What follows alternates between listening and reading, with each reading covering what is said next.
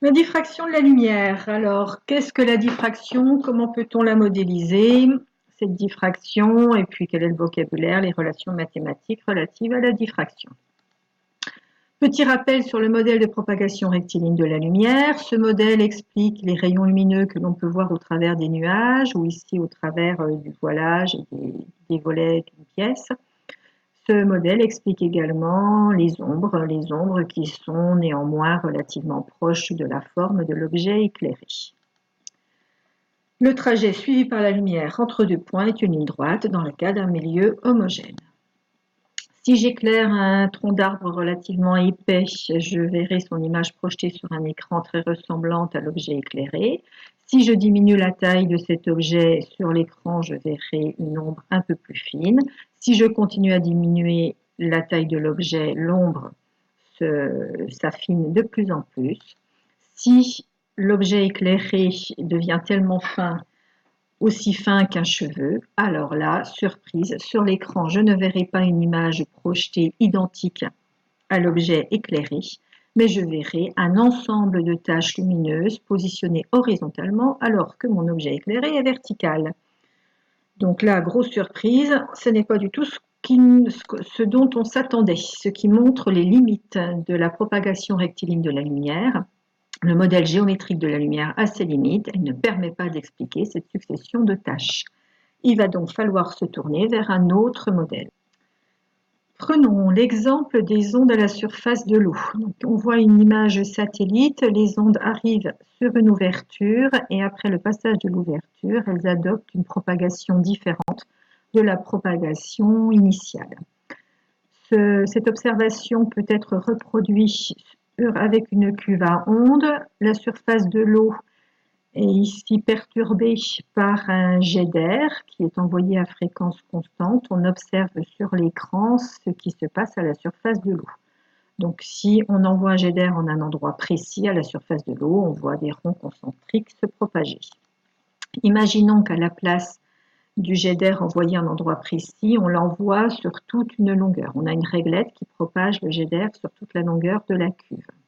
Un peu plus loin, on positionne une fente pour reproduire le cas ici de l'image satellite. Dans ce cas-là, sur l'écran, on verra cet écran-là, à savoir des ondes rectilignes qui arrivent jusqu'à l'ouverture, puis des ondes circulaires après le passage de l'ouverture. J'ai représenté la direction de la propagation rectiligne avant l'arrivée sur l'ouverture, et puis ensuite un étalement, une ouverture des directions de propagation après l'ouverture. Lorsqu'une onde rencontre une ouverture ou un obstacle de dimension appropriée, on verra ce que signifie dimension appropriée un peu plus tard, on observe un étalement des directions de propagation de l'onde, on parle de diffraction. La longueur d'onde avant et après le passage de l'obstacle est exactement la même. On retiendra que la fréquence et la longueur d'onde de l'onde restent inchangées après le passage de l'obstacle. Donc, dimension appropriée, qu'est-ce que cela signifie? Dans ce cas de figure, l'ouverture est relativement importante, 5 cm. Ici, l'ouverture est un petit peu plus faible, 1 cm. Dans le deuxième cas, on observe le phénomène de diffraction. Dans le deuxième cas, les ondes arrivent rectilignement sur l'ouverture et poursuivent leur chemin toujours rectilignement. Il n'y a pas de phénomène de diffraction. Effectivement, le champ de propagation est réduit, mais la propagation reste rectiligne. On n'a pas de diffraction, on a simplement une onde diaphragmée. Pour que le phénomène de diffraction ait lieu, il est nécessaire que la taille de l'objet diffractant ait le même ordre de grandeur que la longueur d'onde de l'onde qui atteint cet objet diffractant.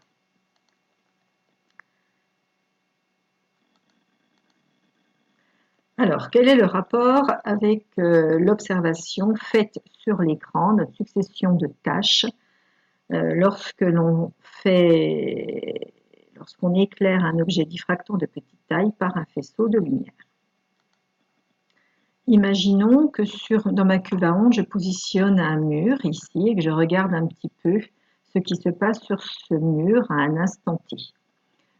Donc, on voit que sur ce mur, à cet instant-là, une vague, le haut d'une vague atteindra le mur au centre, puis de chaque côté, c'est plutôt le creux de la vague qui atteindra le mur, puis de nouveau le haut d'une autre vague qui atteindra ce mur.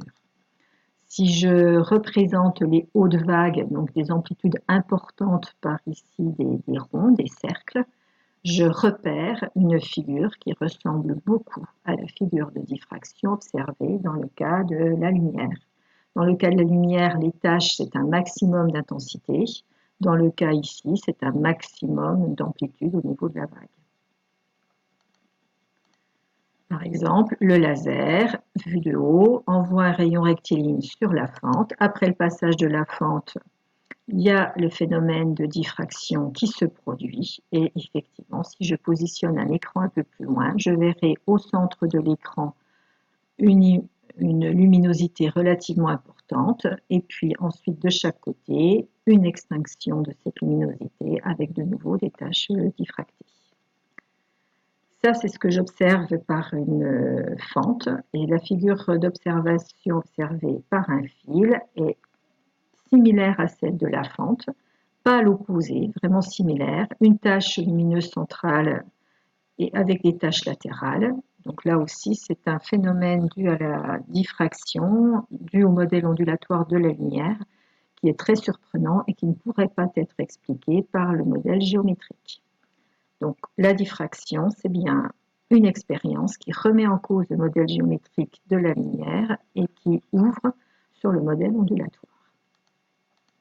Précédemment, on a vu la définition de la diffraction. En ce qui concerne les ondes lumineuses, quelles sont les dimensions appropriées? Pour que le phénomène de diffraction ait lieu pour les ondes lumineuses, il est nécessaire que l'objet diffractant ait une taille du même ordre de grandeur que la longueur d'onde, mais pas seulement. L'objet diffractant peut aller jusqu'à 100 fois la longueur d'onde. Donc là, c'est une différence avec les ondes à la surface de l'eau.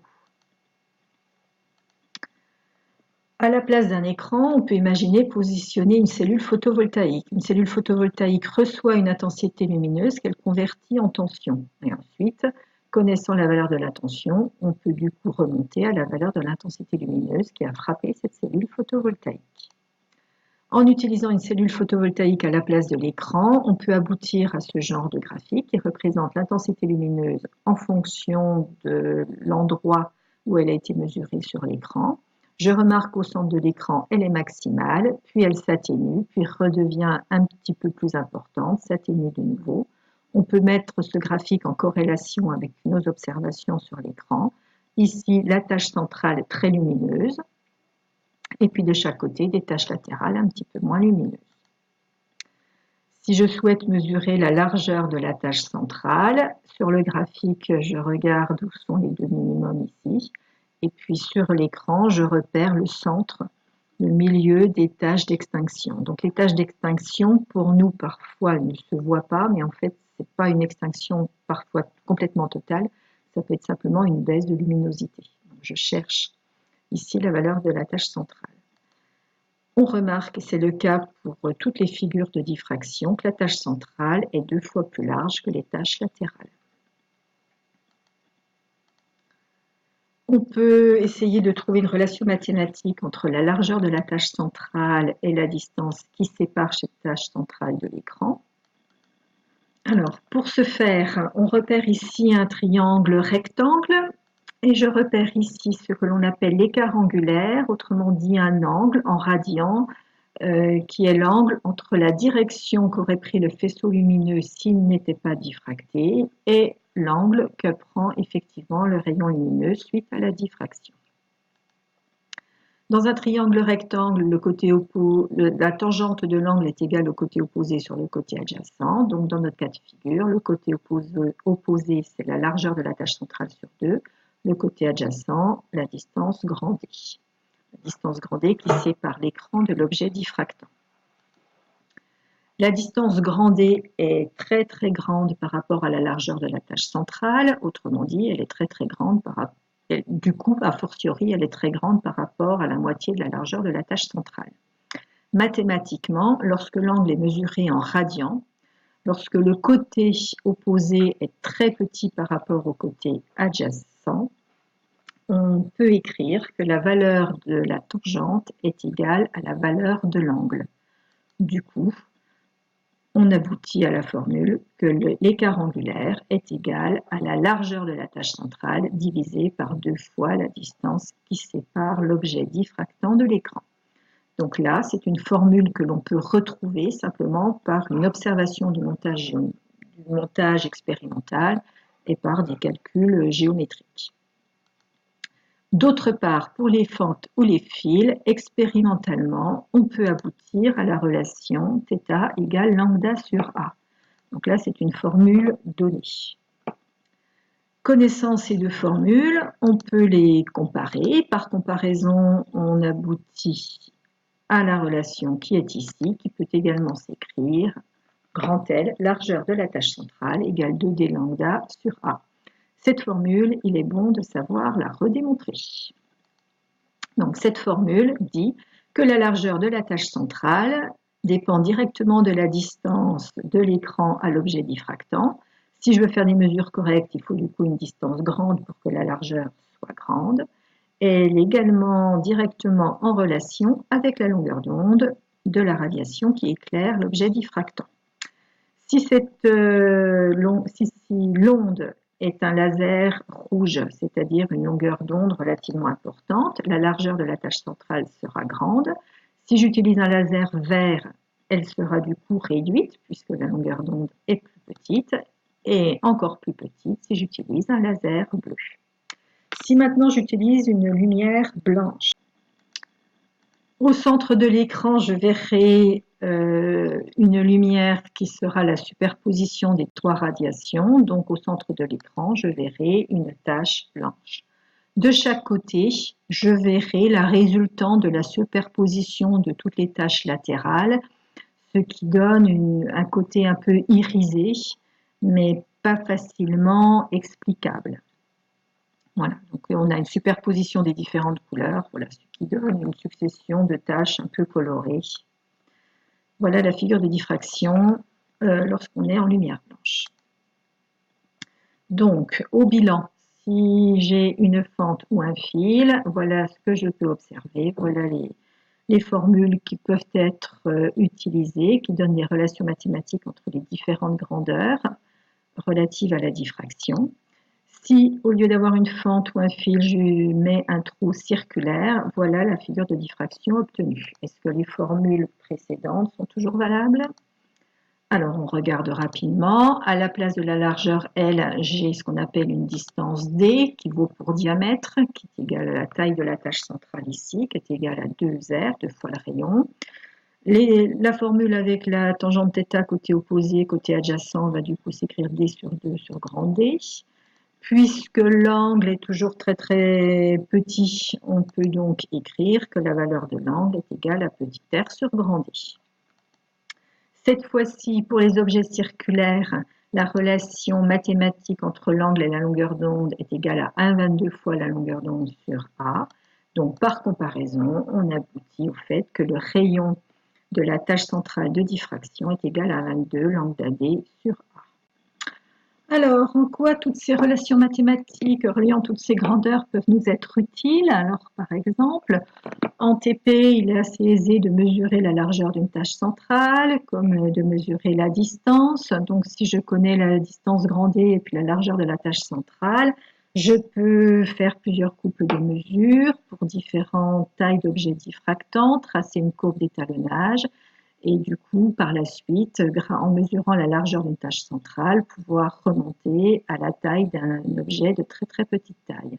Cette formule peut aussi nous permettre de déterminer la longueur d'onde d'un rayon qui vient éclairer un objet diffractant. Donc, tout ceci sera vu en TP et doit être travaillé, évidemment. Donc la vidéo est terminée. Un dernier petit rappel toutefois, pour bien assimiler et mémoriser sur le long terme, pour que ce qui est compris devienne un acquis, il est nécessaire de voir et revoir, faire et refaire. Donc à très bientôt.